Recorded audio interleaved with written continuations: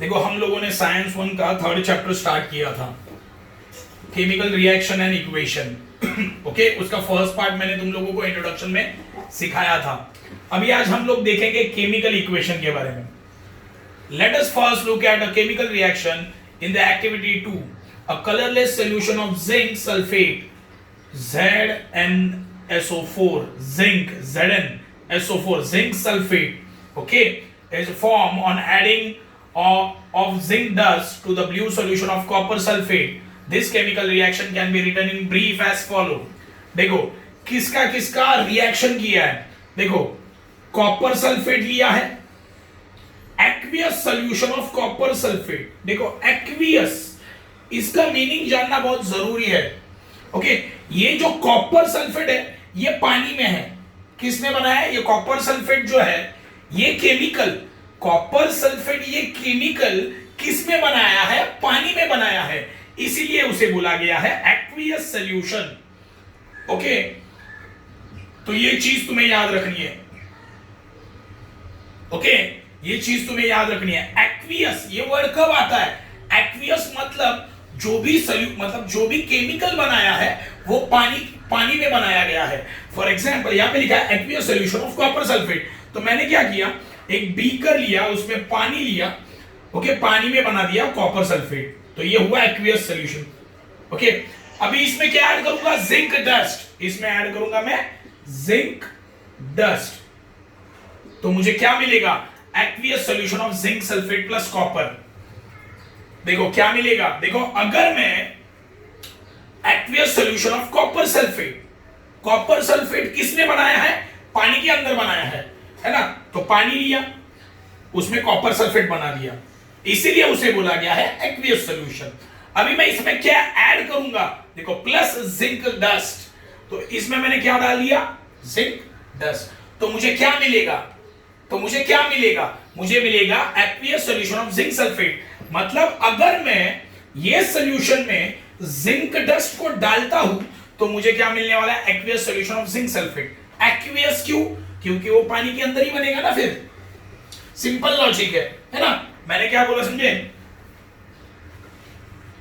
देखो मैंने एक बीकर लिया, पानी लिया, पानी के अंदर मैंने क्या बनाया, कॉपर सल्फेट।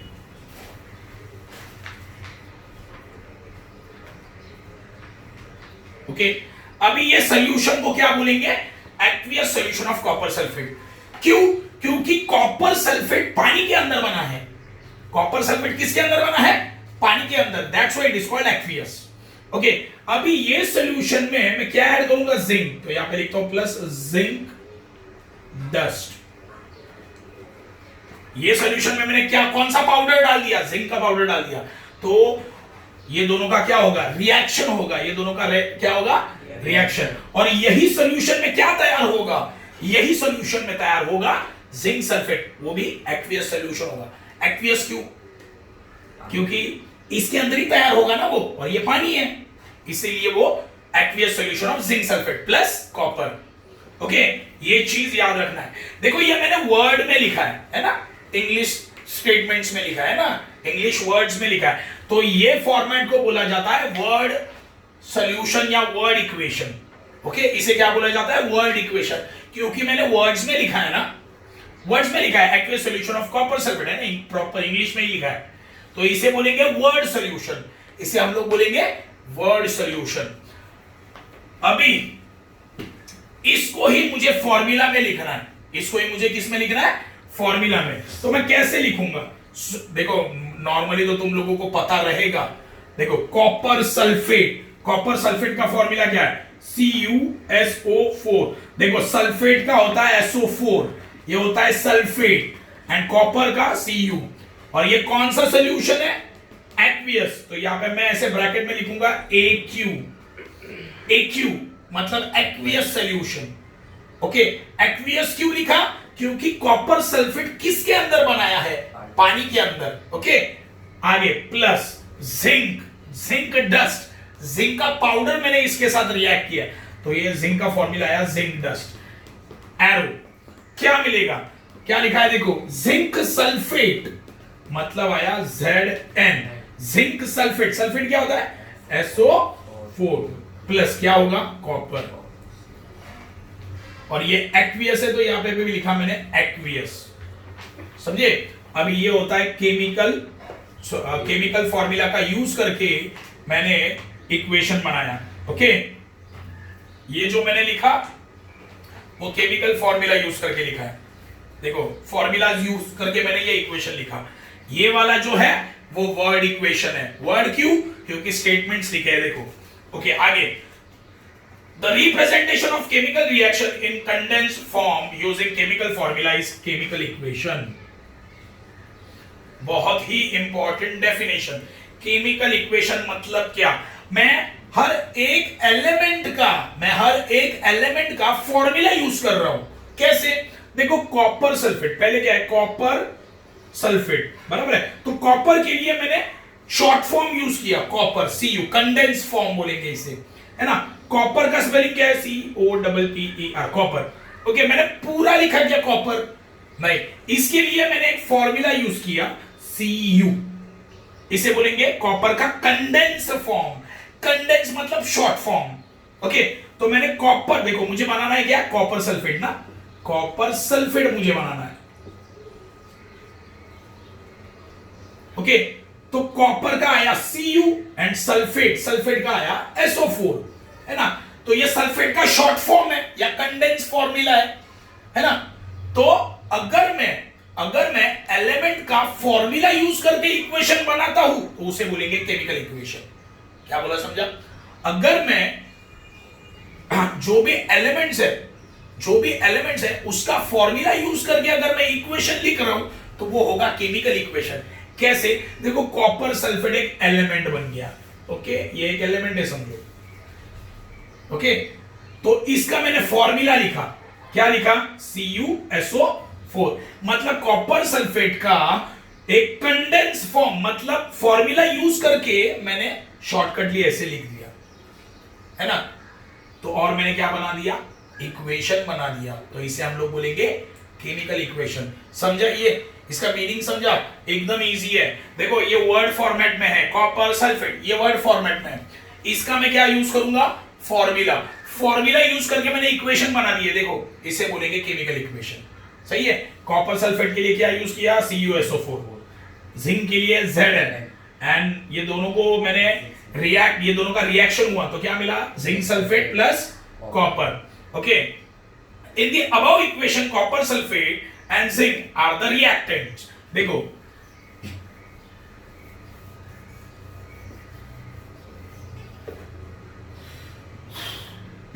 हम लोगों ने क्या देखा? Copper sulphate plus zinc gives zinc sulphate plus copper. देखो किन दोनों का रिएक्शन हुआ है? कॉपर सल्फेट प्लस जिंक, ये दोनों का रिएक्शन हुआ तो इन्हें बोलेंगे रिएक्टेंट्स। और ये दोनों का रिएक्शन होने के बाद हमें कुछ तो मिला तो इन्हें बोलेंगे प्रोडक्ट। ये चीज याद रखना है।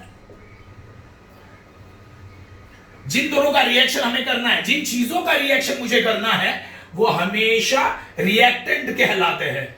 और रिएक्शन होने के बाद जो मुझे मिलेगा वो होगा प्रोडक्ट। ओके, और एक चीज देखो, रिएक्टेंट्स लेफ्ट साइड में लिखते हैं, प्रोडक्ट राइट साइड में लिखते हैं। ओके, ये समझा है? बहुत इजी है, इतना डिफिकल्ट नहीं। ये इक्वेशन केमिकल इक्वेशन है। लेफ्ट साइड में क्या आएंगे? रिएक्टेंट, जिनका रिएक्शन होगा वो लेफ्ट साइड में, और उनका रिएक्शन होने के बाद जो मिलेगा वो होगा प्रोडक्ट, वो राइट साइड में। They react with each other and form copper particle, copper and solution of colorless zinc sulfate। देखो यहां पे क्या बताया है, क्या मिला? Copper sulphate plus zinc. Copper sulphate जब जिंक के साथ रिएक्ट हुआ तो क्या मिला? Colourless solution of zinc sulphate, मतलब जिंक सल्फेट मिला और एंड क्या मिला मुझे? कॉपर मिला। ओके, और क्या मिला? कॉपर मिला। तो अगर तुम लोग अगर देखो इक्वेशन को अच्छे से देखो, ये इक्वेशन को अच्छे से देखो। यहां पे क्या था? कॉपर सल्फेट, क्या था? ओके, यहां पे क्या था? कॉपर सल्फेट, और ये जिंक है ना, ये दोनों का रिएक्शन हुआ तो मुझे मिला क्या यहां पे? Zinc sulphate. सल्फेट के साथ यहां पे कौन था? कॉपर मेटल है, जिंक भी क्या है? देखो कॉपर मेटल है, कॉपर क्या है, कॉपर क्या है, मेटल, एंड जिंक भी क्या है, मेटल ही है, समझे। तो ये रिएक्शन में हुआ क्या, देखो यहां पे हुआ क्या, जिंक ने क्या किया, कॉपर को साइड में कर दिया, चल तू साइड में हो जा, चल तू निकल, मेरे को सल्फेट चाहिए। तो एक जोक सुनाता हूं, एक जोक की तरह बता दो। देखो कॉपर और सल्फेट ये दोनों बॉयफ्रेंड गर्लफ्रेंड है, लेकिन जिंक को ये गर्लफ्रेंड बहुत ज्यादा पसंद आ गई, सल्फेट वाली गर्लफ्रेंड जो है बहुत ज्यादा पसंद आ गई। तो जिंक ने क्या किया, कॉपर को हटाने की कोशिश कर दी, और कॉपर क्या हुआ, देखो यहाँ पे कॉपर, देखो क्या हुआ, कॉपर साइड में चला गया, और सल्फेट के साथ कौन आया, जिंक। देखो ये क्यों हुआ, ये हुआ क्यों, बिकॉज कभी भी याद रखना, जिंक ये हाईली रिएक्टिव मेटल है,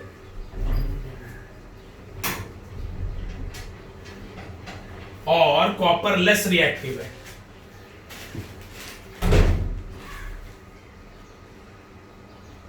ओके, ये भी तुम लोग बोल सकते हो, नहीं तो ऐसे एक और एक चीज बता देता हूं जिससे थोड़ा सा क्लियर हो जाएगा। ऐसे समझ लो जिंक बहुत ज्यादा पावरफुल है, पावरफुल, और कॉपर लेस पावरफुल है, ऐसे भी समझ सकते हो। देखो लेस रिएक्टिव, हाईली रिएक्टिव आगे देख लेंगे क्या है, तो ऐसे समझ लो। देखो कॉपर सल्फेट प्लस जिंक, ये दोनों का रिएक्शन हुआ, ये दोनों का रिएक्शन हो रहा है। जिंक ने क्या किया, जिंक ने क्या किया, कॉपर को हटा दिया। जिंक बोला चल कॉपर तू साइड में हो जा, मुझे सल्फेट के साथ जाना है। तो जिंक और क्या बना, देखो यहां पे क्या बना, जिंक सल्फेट बन गया, कॉपर बेचारा साइड में हो गया। देखो सही है, कॉपर एकदम साइड में हो गया। ये क्यों हुआ, क्योंकि जिंक, देखो कॉपर एंड सल्फेट ये दोनों एक दूसरे के साथ ज्वाइन है, कॉपर सल्फेट, मतलब कॉपर किसके साथ बॉन्ड बना के बैठा है, सल्फेट के साथ। देखो कॉपर सल्फेट क्यों बना, क्योंकि ये दोनों के बीच में एक चेन है, ओके, ये दोनों के बीच में एक चेन है। तो जब मैंने जिंक डाला, तो जिंक ने क्या किया, ये दोनों के बीच का जो चेन है उसको ब्रेक कर दिया, उसे बोलेंगे बॉन्ड, उसे बोलेंगे बॉन्ड। तो ब्रेक करने के बाद जिंक ने क्या किया, सल्फेट को अपने चेन में डाल दिया, मतलब जिंक सल्फेट के साथ चेन बना दिया, मतलब बॉन्ड बना दिया, कनेक्ट हो गया वो सल्फेट के साथ, समझे। मतलब जिंक ने क्या किया, जिंक के पास पावर ज्यादा थी, जिंक के पास पावर ज्यादा थी, तो जिंक ने कॉपर को हटा दिया। कैसे हटाया, ये दोनों के बीच में क्या है, एक बॉन्ड है, बॉन्ड मतलब एक चेन, वो चेन को उसने क्या, जिंक ने क्या किया, ब्रेक कर दिया, ये ब्रेक हो गया। तो अभी कॉपर और सल्फेट अलग हो गए, सही है। ये दोनों के बीच में क्या, एक चेन था, किसने ब्रेक किया, जिंक ने। तो कॉपर साइड में, चल तू साइड में हो जा कॉपर, मैं जिंक बोला, जिंक क्या बोल रहा है, कॉपर तू साइड में हो जा, मुझे सल्फेट के साथ जाना है। तो क्या बना, जिंक ने किसके साथ चेन बना दिया, सल्फेट के साथ, तो बना जिंक सल्फेट, ओके, और बेचारा कॉपर सिंगल बन गया, समझे ये, ओके। तो ये रिएक्शन का वो एक्सप्लेनेशन था जो मैंने तुम्हें अभी एक्सप्लेन किया है। आगे, writing a chemical equation, very IMP है, ये बहुत ज्यादा आईएमपी है। Let us now see the convention follow while writing a chemical equation. देखो, in a chemical equation the reactant are written on the left hand side while the product are right hand side.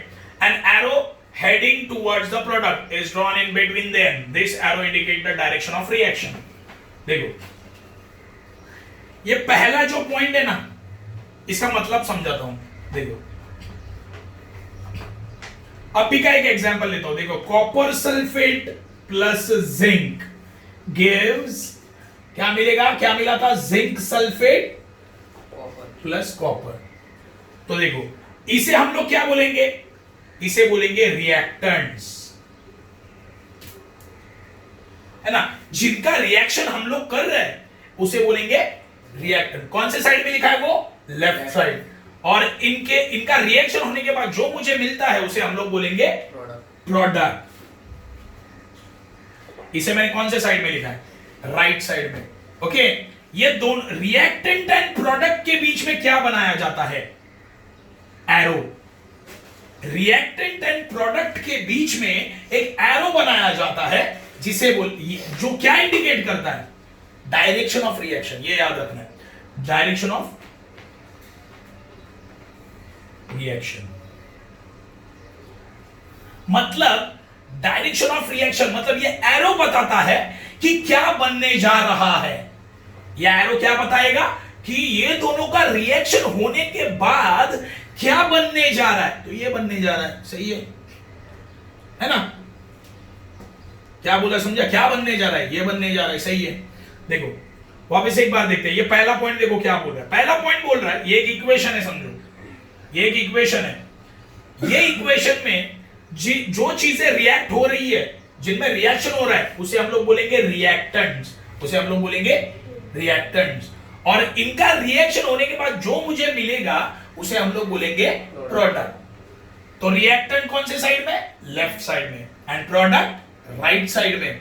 Okay, reactant and product के बीच में एक arrow दिखाया जाता है। Reactant and product के बीच में एक एरो दिखाया जाएगा जो क्या इंडिकेट करेगा? Direction of reaction. Direction of reaction मतलब क्या कि ये दोनों का रिएक्शन होने के बाद क्या बनने जा रहा है, क्या बनने जा रहा है, ये बनने जा रहा है। ओके, ये एरो इंडिकेट कर रहा है। आगे, to make the chemical equation more informative, if the reactant or product are two or more, they are linked with a plus sign in between them. For example, in equation 2, ठीक है? देखो logical, ये second वाला भी बहुत ज्यादा easy point है। First वाला समझा, सेकंड वाला देखो। अगर तुम्हारे रिएक्टेंट दो या दो से ज्यादा है, अगर तुम्हारे रिएक्टेंट्स दो या उससे ज्यादा है, तो उनके बीच में प्लस साइन डाला जाता है। यहां पे रिएक्टेंट कितने हैं? ये 1 एंड 2। ओके, तो ये दोनों के बीच में क्या डाल दिया? Plus sign. सिमिलरली प्रोडक्ट में भी अगर प्रोडक्ट एक से ज्यादा है, यहां पे कितने प्रोडक्ट है? 2, मतलब एक से ज्यादा है, तो उनके बीच में भी मैंने कौन सा साइन डाल दिया? प्लस। ये तुम्हारा सेकंड पॉइंट है। थर्ड पॉइंट, अगर देखो मुझे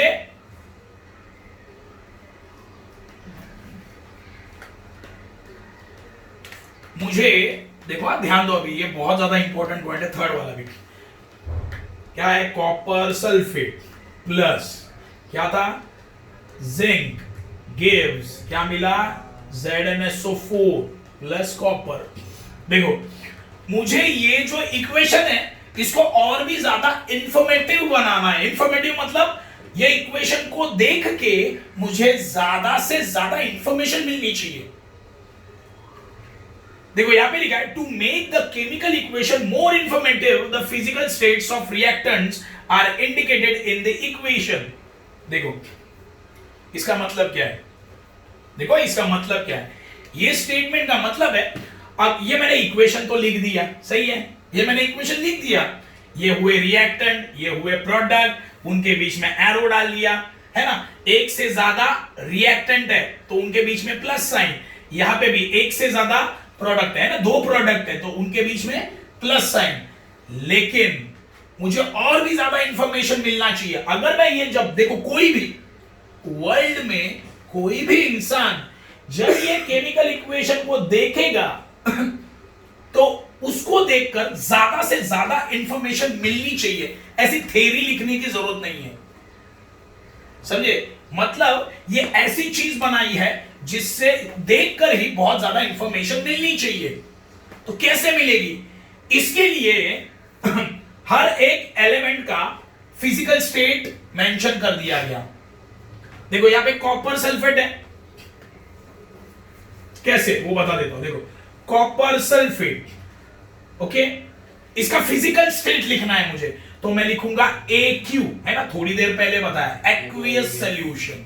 तो मैंने देखो CuSO4 लिखा और यहां पे ब्रैकेट में लिख दिया एक्वियस सॉल्यूशन। क्यों? क्योंकि कॉपर सल्फेट किस में बनाया गया? पानी में बनाया गया, इसीलिए उसे लिखा एक्वियस। प्लस इसमें मैंने क्या ऐड किया? Zinc powder. अभी पाउडर भी सॉलिड होती है ना, छोटे छोटे छोटे टुकड़े होते हैं उसके, तो जिंक हुआ सॉलिड। ओके, ये एरो दे दिया। देखो ये जो रिएक्टेंट है उसके मैंने फिजिकल स्टेट्स लिख दिए। ठीक है, अभी प्रोडक्ट में भी देख लो क्या आएगा, जिंक सल्फेट। अभी देखो ये दोनों भी पानी के अंदर ही है ना, देखो कॉपर सल्फेट किसके अंदर बनाया है, पानी के अंदर, इसीलिए एक्वियस है। सही है, और ये पानी के सॉल्यूशन में मैंने क्या ऐड कर दिया, जिंक। तो जो भी चीज बनने वाली है वो किस में बनेगी, पानी में। तो जिंक सल्फेट जब बना तो वो भी एक्वियस बन गया। सही है, प्लस कॉपर, कॉपर क्या है, मेटल है, मतलब सॉलिड है, तो यहां पे लिखा सॉलिड। तो मैंने क्या की देखो केमिकल इक्वेशन देखने के बाद मुझे ज्यादा से ज्यादा इंफॉर्मेशन मिलनी चाहिए, तो वह कैसे मिलेगी। तो इक्वेशन ने क्या किया, रिएक्टेंट में, ये जो रिएक्टेंट है ना उसमें जो भी चीजें हैं उनका स्टेट लिख दिया। अभी यहाँ पे कॉपर सल्फेट है, कौन सा स्टेट में है वो, एक्वियस। जिंक कौन से स्टेट में है, सॉलिड। अभी प्रोडक्ट में देखो जिंक सल्फेट, ये कौन सा सॉल्यूशन, एक्वियस, और कॉपर क्या है, सॉलिड। ये देखो ये मैंने डाल दिया, देखो यहाँ पे वही किया है।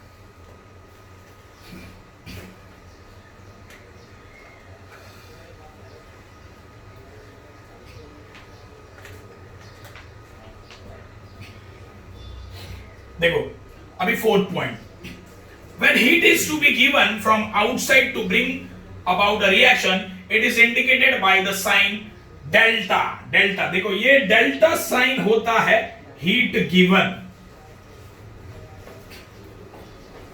ये डेल्टा साइन को बोलते हैं हीट, मतलब हम लोगों ने हीट दी है। ओके, अब एक एग्जांपल भी दिया है, देखो रिटर्न अबाउट द एरो, किसके ऊपर लिखना है, ये जो एरो है ना उसके ऊपर। अगर देखो तुम लोग हीट दे रहे हो किसी चीज को तो एरो के ऊपर उसे लिखना है, डेल्टा मतलब ये लिखना है साइन। मतलब देखो ये जो तुम्हारा कैल्शियम कार्बोनेट है उसे क्या दिया गया है, ओके देखो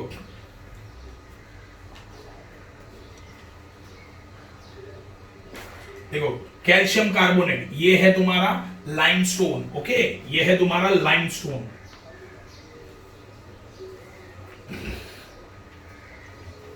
देखो ध्यान दो, बहुत ही ज्यादा इंपॉर्टेंट है ये। देखो ये कैल्शियम कार्बोनेट, कैल्शियम CaCO3 मतलब कैल्शियम कार्बोनेट, उसे हम लोग बोलते हैं लाइमस्टोन, चूना रहता है ना वो। ओके, कौन से फॉर्म में है वो, सॉलिड, तो ब्रैकेट में लिखा सॉलिड। यहां पे लिखा एरो, देखो एरो के ऊपर ये ट्रायंगल बनाया है, इसका मतलब क्या दिया है, हीट दिया है। समझे, ओके मतलब क्या, अगर किसी चीज को हीट दी जा रही है तो हमें रिएक्शन में हम लोग उसे दिखा सकते हैं। कैसे, ये जो एरो है उसके ऊपर ये ट्रायंगल बना देने का, बस मतलब समझ में आ जाएगा कि हीट दिया है।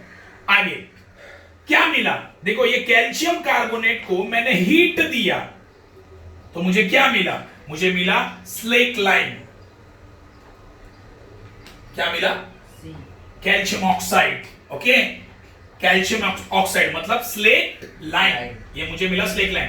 और कौन सा गैस रिलीज हुआ, देखो ये ऊपर जो एरो ऐसे दिखाया है इसे बोलते हैं गैस रिलीज। कौन सा, कार्बन डाइऑक्साइड। कौन सा गैस रिलीज हुआ, कार्बन डाइऑक्साइड। तो अगर कोई गैस रिलीज हो रहा है, समझो CO2 रिलीज हो रहा है, तो ऐसे अपवर्ड एरो दिखाना पड़ता है। समझे, यहां तक क्लियर है। आगे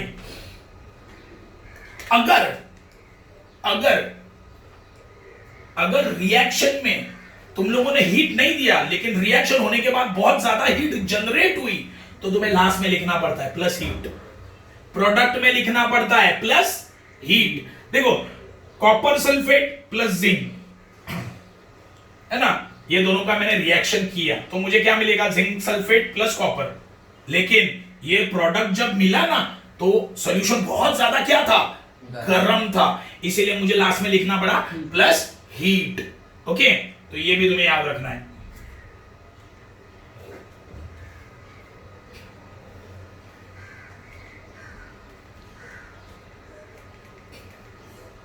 It is necessary to fulfill certain condition like specific temperature, pressure, catalyst, etc. to bring about some reaction। देखो कुछ रिएक्शन ऐसे होते हैं जो बहुत ही ज्यादा इंपॉर्टेंट होते हैं जिनमें हमें मेंशन करना पड़ता है कि हम लोगों ने कितना ज्यादा टेम्परेचर उसे दिया है और कौन सा कैटलिस्ट यूज किया है, कौन सा कैटलिस्ट यूज किया है। बहुत सारे लोगों को तो कैटलिस्ट मतलब इसका ही पता नहीं होगा, लेकिन मैंने 9th में शायद तुम लोगों को बताया था कैटलिस्ट होता क्या है। एक एग्जांपल देता हूं, जोक सब पार्ट, जैसे जोक है ऐसा मत लो, एक ऐसे ही नॉर्मल एक सेंसिबल एग्जांपल दे रहा हूं, उसे समझो। समझो एक राजा और रानी है, ओके, एक राजा और रानी है, वो एक दूसरे से बहुत ज्यादा प्यार करते हैं, लेकिन राजा के पेरेंट्स और रानी के पेरेंट्स दोनों भी तैयार नहीं है शादी के लिए। तो राजा का एक दोस्त होता है प्रजा। प्रजा क्या करता है, दोनों की शादी कराने में बहुत बड़ी हेल्प कर देता है। समझे क्या बोला, एक होता है राजा, एक होती है रानी, दोनों के भी पेरेंट्स शादी के लिए अपोज कर रहे हैं, उनका शादी नहीं हो पा रहा है, तो कौन आता है, राजा का दोस्त प्रजा आ जाता है और दोनों की शादी करने में हेल्प कर देता है। तो जो प्रजा है ना वो बनता है कैटलिस्ट, वो प्रजा को मैं बोलूंगा कैटलिस्ट। इसका मतलब है कि समझो, एक एग्जांपल वापस देखो, ये ए है और ये बी है, ये दोनों देखो, ये दोनों एक दूसरे के साथ रिएक्शन करने के लिए ट्राई कर रहे हैं। जैसे राजा और रानी एक दूसरे के साथ शादी करने के लिए ट्राई कर रहे थे, वैसे ही ए और बी एक दूसरे के साथ रिएक्ट करने के लिए ट्राई कर रहे हैं, लेकिन ये दोनों का रिएक्शन नहीं हो पा रहा है। ओके, तो ये दोनों का रिएक्शन करने के लिए इसमें इनके बीच एक चीज आएगी, एक नया एलिमेंट आएगा, समझो कोई भी, उसे बोलेंगे कैटलिस्ट। यहां पे मैं ऐसे लिखूंगा, एरो के नीचे लिखूंगा कैटलिस्ट। ये दोनों का रिएक्शन, जैसे दोनों का शादी करने के लिए किसने हेल्प किया, प्रजा ने, वैसे ही ये दोनों का रिएक्शन करने के लिए कौन हेल्प करेगा, एक कैटलिस्ट। कोई भी हो सकता है, वो निकेल हो सकता है, कोई भी एक एलिमेंट हो सकता है, निकेल होगा, कार्बन होगा, ऑक्सीजन, कोई भी। ओके, तो ये चीज तुम्हें याद रखनी है।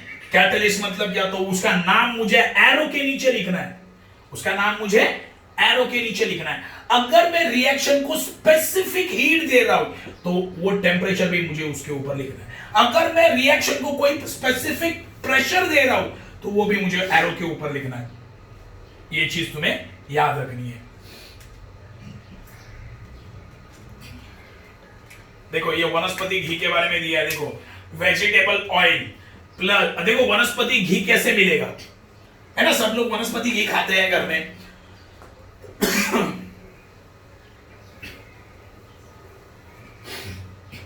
देखो, सब लोग वनस्पति घी घर में खाते हैं, बनता कैसे है, वेरिएंट ये पूछते हैं। देखो, वेजिटेबल ऑयल लिया, वेजिटेबल ऑयल को किसके साथ, हाइड्रोजन गैस के साथ, देखो जी लिखा है म्हणजे gas, okay, vegetable oil, L लिखा है, एल मतलब लिक्विड, क्या बोला समझा, देखो स्टेट लिखा है, वेजिटेबल ऑयल कौन से फॉर्म में है, लिक्विड, तो यहां पे लिखा एल, प्लस दोनों को ऐड करना है ना, मतलब दोनों का रिएक्शन करना है, H2 मतलब हाइड्रोजन गैस। ओके, तो देखो अभी हो क्या रहा है, ये दोनों का रिएक्शन करना है, लेकिन ये दोनों का ना रिएक्शन हो नहीं पा रहा है या स्लो हो रहा है। तो रिएक्शन को फास्ट करने के लिए या दोनों को रिएक्शन करने के लिए एक कैटलिस्ट ऐड कर दिया, देखो वो है निकेल। ये दोनों का रिएक्शन ठीक से हो नहीं पा रहा है, तो ये रिएक्शन होने के लिए एक चीज ऐड कर दी इसमें, निकेल, उसे बोलेंगे कैटलिस्ट। ओके, तो निकेल इसमें डाल दिया, ये दोनों की रिएक्शन करने के लिए क्या डाला, निकेल, और कितना डिग्री टेम्परेचर दिया, 60 डिग्री, और क्या बना, वनस्पति घी बना। ओके,